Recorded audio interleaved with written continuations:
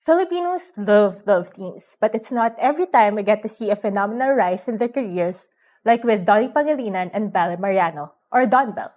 Hi, I'm Rappler Entertainment reporter Isa Abad, And I'm Juna Reyes, Rappler Entertainment Reporter. and welcome to Stand By Me, Rappler's talk show on all things fandom.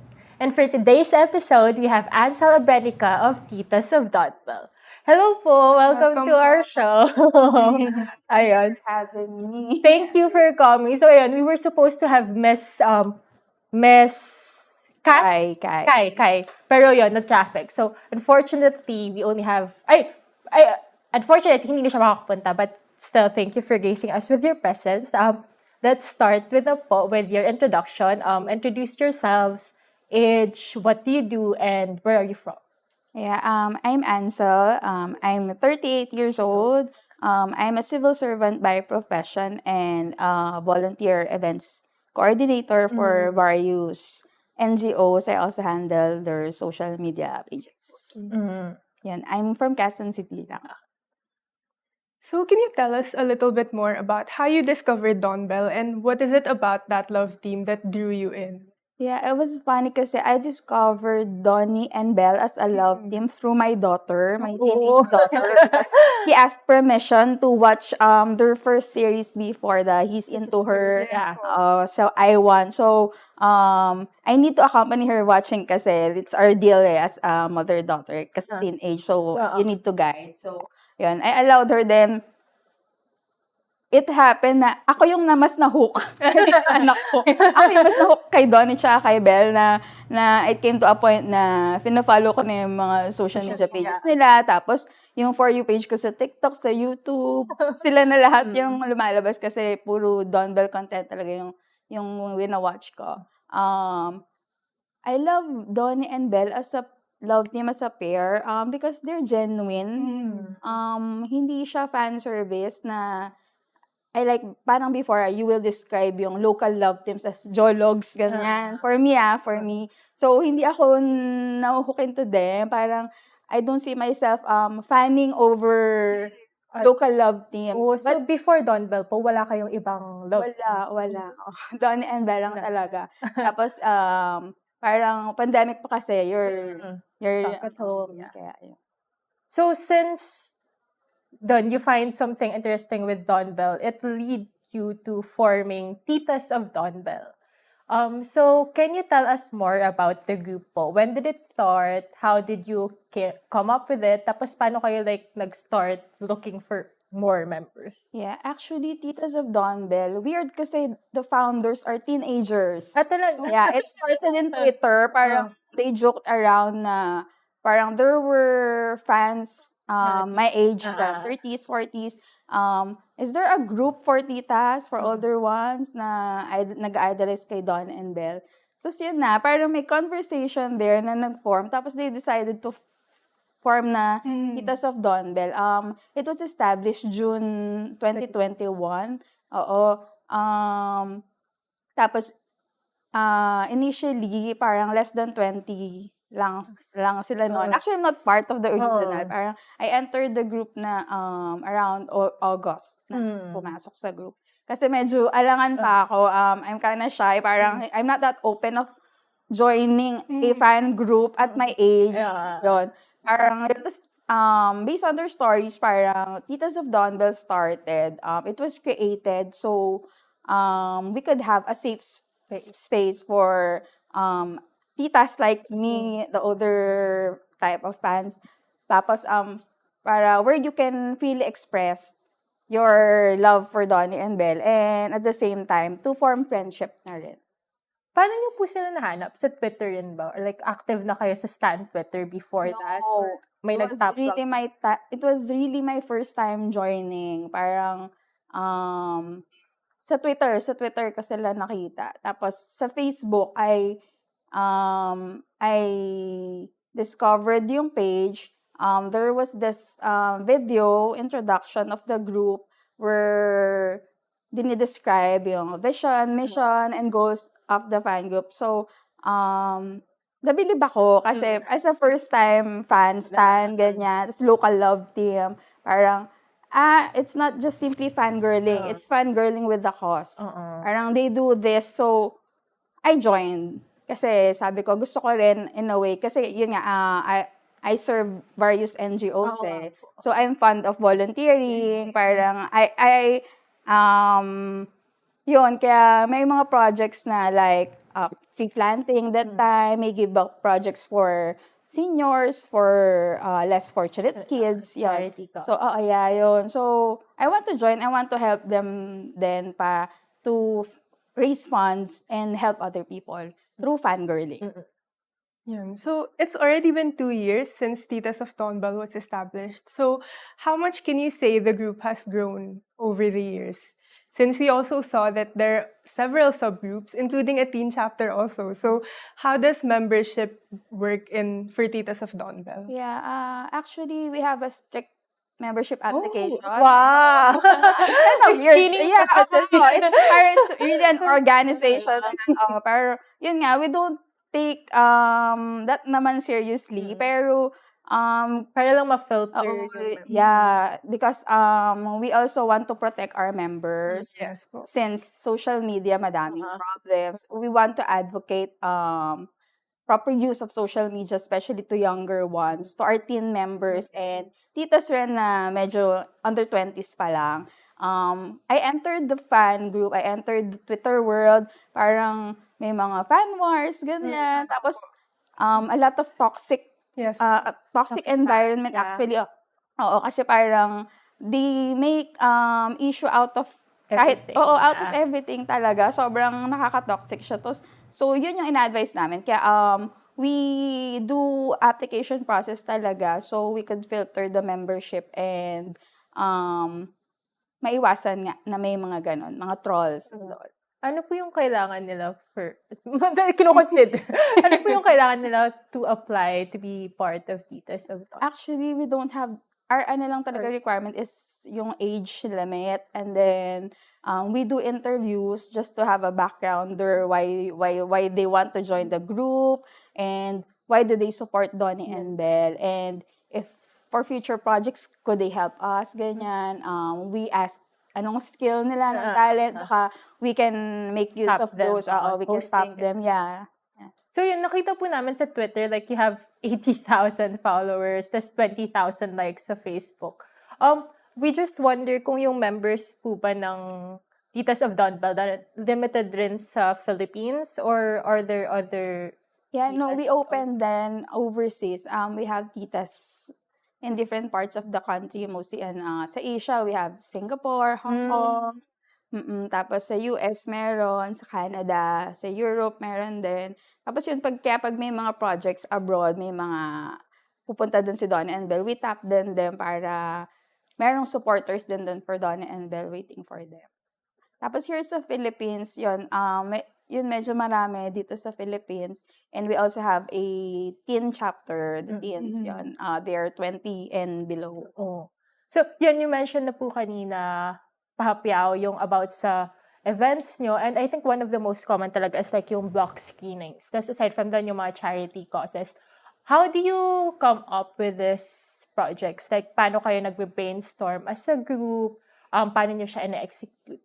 To be honest, most of our projects rush.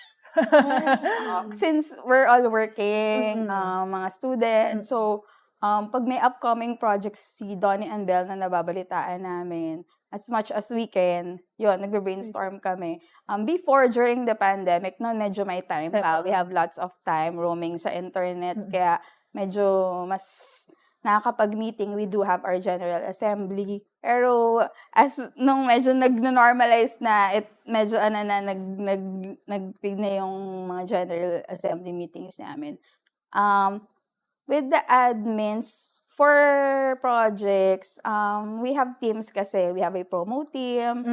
Well, we delegate that. We delegate that task since we don't have that much time kasi. Kaya parang merong admins na focused on certain tasks. On certain tasks talaga. For promotions, we have a team for that. For the charity projects, we have a team. For the sponsorship, we have Yun, ganun siya tumatakbo. Ang organ.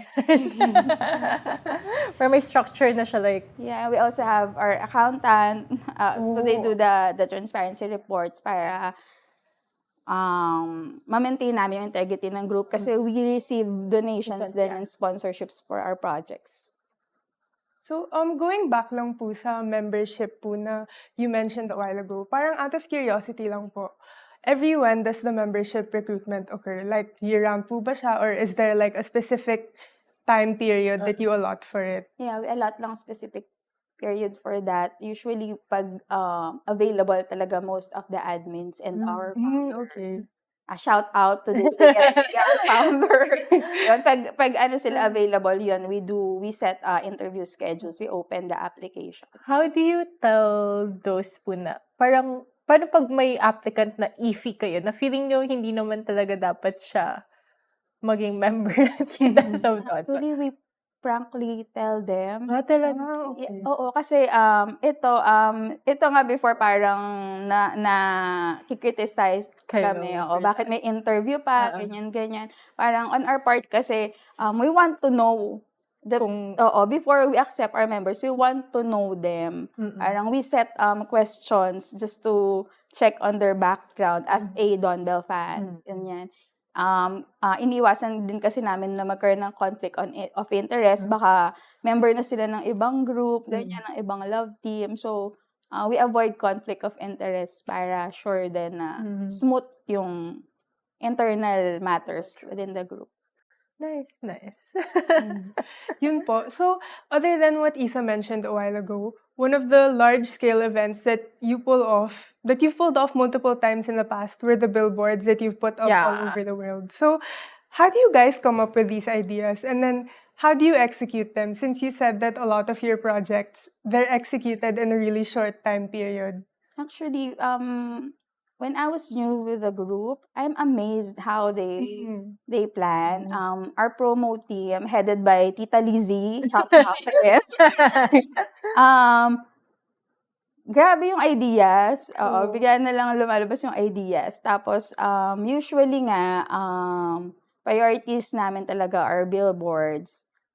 We also want to go for transit ads and others, but the budget is limited. So, kung lagi namin usapan na kung anong meron, pagkakasyahin natin to help promote yung projects ni Donny and Belle.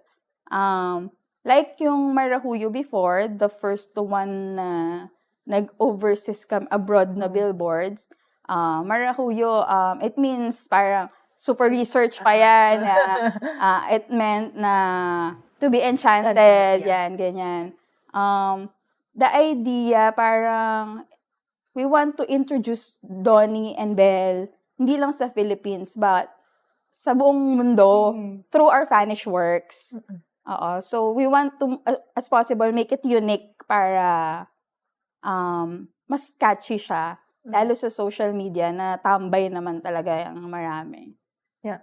Yung sa billboards, I feel like that's one of the activities talaga na parang nakapag-catch ng attention ng everyone about Titas of DonBelle. Kasi it's not, kahit yung mga agencies po, hindi naman yan ginagawa to promote their artists. And to think na something na fan-led activity siya, it was really like commendable. So, yun, you mentioned po na usually budget is limited. Aside from the finances, are there any challenges that you faced when it comes to mounting these activities? Misunderstanding talaga. Among the admins, minsan there are challenges din how we will explain to our members. Minsan kasi nahihiya rin kami, parang we want to propose this, pero how will we fund? Laging funding din talaga. Tapos, minsan, challenge is to coordinate with the management, ganyan, with teams ni Donny and Belle. Kasi nahihiya rin kami talaga. Pero, kapalan, we reach out. We always do try to reach out. And they provide naman if we ask for materials that we need for our promotional projects. Yun. Sometimes, if I may share din pala, kadalasan, inspired by Korean fan culture din yung projects namin. Because yung most of our admins nga, K-pop fans din. So, ayun. We organized before Cops Lives event in cafes like that. Yan. Yes po. So, there's also this common misconception that fangirling should only be for young girls. Parang Yeah. ganun po. Tapos parang surprising pa nga minsan when you see titas fangirling over love teams and other artists. So, given that, how did your family and friends react when they found out about your I DonBelle? was criticized. I was criticized. I was expecting naman na gano'n. Kaya nung una nahihiya talaga ako na i-announce na fan ako ni Donny tsaka ni Belle. Here you are. Yeah, di ba? Interview pa. So, nahiya ako. For the sake of promoting Donny and Belle. So, I grabbed the opportunity na rin. Yun, I was criticized. Tapos parang, Yung daughter niyo po, fan pa rin ng DonBelle. hindi na. She do what? She likes Donny and Belle. DonBelle. Pero hindi siya hindi yun. follow. Oo, hindi na. Anyways, yun. Tapos, parang, I also joined Titas of BTS. Nag-gateway na po siya to everything. Because, yung founder naman nun is my college classmate naman. So, parang sabi ko, I found my safe space. Parang, distressor ko rin talaga siya, yung fangirling. So, it helped me a lot din, personally.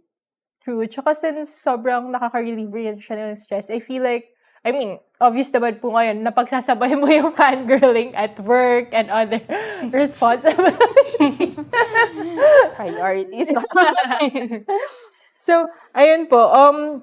I mean, all of your hard work paid off naman. Kasi, for those unfamiliar, like, na-recognize kayo mismo na Donny and Belle, di ba? Parang fina-follow po yung social media accounts nyo. They attend to your event. So, how does that make you feel? The first time, sobrang emotional. Ganun pala yun na parang, accomplished. Feeling accomplished na, finally they recognized the group, they recognized our efforts. Pag may interview sila, they do express their gratitude. Parang nakaka-touch din. Dun mo makikita how grounded the both of them, na they don't forget. They always recognize their fans, their supporters. Lagi yon pag sa mga interviews. Ganun sila ka-grounded na dalawa. Sobrang down to earth. I remember kapag maglalapag sila ng message sa group chat namin. Kasi we have a group chat with Donny and Belle. Sobrang nagwawala. Sobrang kilig kami lahat once na nagme-message sila doon. So, ayun. Lalo kaming ginaganahan to support them both more individually and as a love team. Tsaka parang to start naman, parang you formed the group not because you wanted to be recognized. Parang, di ba? Parang gusto mo lang talaga to show support. We just want to express talaga ourselves as a fan of parang bonus na lang. Bonus na rin. Another bonus nga is the friendship na they get to form sa group. Yun po. So, yeah, aside from getting recognized by DonBelle themselves, which parang ako kinikilig para sa inyo. Yeah, so what's your favorite thing about being part of the group? Like, are there any important lessons that you've learned from being part of the organization? Yeah, a lot. It also, it honed my skills actually rin, personally, in events planning, time management. Oo. Tapos, medyo lumawak yung social life kasi I'm an introvert. So, parang mas madaldal ako online talaga. Pero meeting them, ayun, medyo lumawak yung social network mo na dagdagan. So, parang mas nabibuild. But I get to share din yung mga personal lessons, personal skills, talents na meron ako dun sa ibang members. Tapos, sharing of contacts, knowledge, experiences. Parang, the fandom itself, not just Titas of DonBelle, the fandom itself, parang, they organized din before yung mga talks, during election, about elections, tapos about use of social media, may mga ganun. Tapos, we get invited, so at least nakaka-share ka ng mga knowledge mo about dun sa topic na presented. True. Di ba sobrang powerful po talaga ng fandoms. Kaya rin may show tayo standby. Kasi we're really like super like in awe of how fandoms work just to show support for their favorite celebrity. So, unfortunately po, we're down to our last two questions. So Titas of DonBelle have been supporting Donny and Belle both as a pair and as individuals since their first project together, He's Into Her. And since then, ang dami na nga talaga nilang projects and like, na-establish na nila yung pagiging new gen phenomenal love team. So, how does that make you feel na parang witness kayo sa kung paano sila nag-grow in the industry? Sobrang proud, sobrang nakaka-proud from, parang may time na ang daming doubts kung mag-grow ba yung pair nila. Pero looking at them now, sobrang layo na talaga nung narating nila. Kaya kami as supporters, andito lang talaga all throughout. Just like our hashtag nga na always with DonBelle. Yes po. So, for Titas of DonBelle themselves po, do you guys have any other upcoming activities or future plans that you'd like to execute? Yeah, actually for Can't Buy Me Love, we'll have promotional ads, Billboard starting October 6, this Friday sa New York, yung Wow! tapos sa weekend, we have in Cavite, Cebu, and Davao. And next week sa Binondo, and may other areas pa upcoming. For now, yun lang. And I just want to take this opportunity na rin to promote Can't Buy Me Love. Sana I support pati ng casual viewers. It would be aired starting October 13 sa Netflix, October 14 sa iWant, and October 16 sa A to Z Kapamilya Channel. TV5. Nag-promote. Yeah, it's their first teleserye. Yeah. So, we're really excited for that.